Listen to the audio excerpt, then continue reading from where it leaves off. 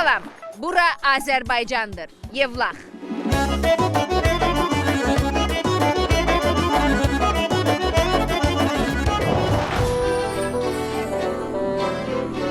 Bugün tamaşaçı tək özüməm, çünki heç bir tədbir yoxdur.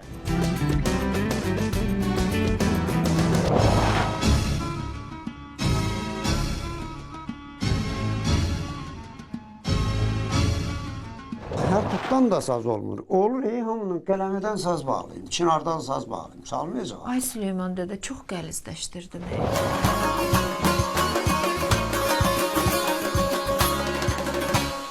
Burada yaşayan ən uzun ömürlü insanlardan biri ilə görüşmək istədik. Qatıqdır, ayrandır, çordur. İndi qabağa nə gəlir bunu yeməlisən. Dinləyirsiniz də. Bunu bəyənirsən, onu bəyənmirsən, onun da yaşamaq olmasın.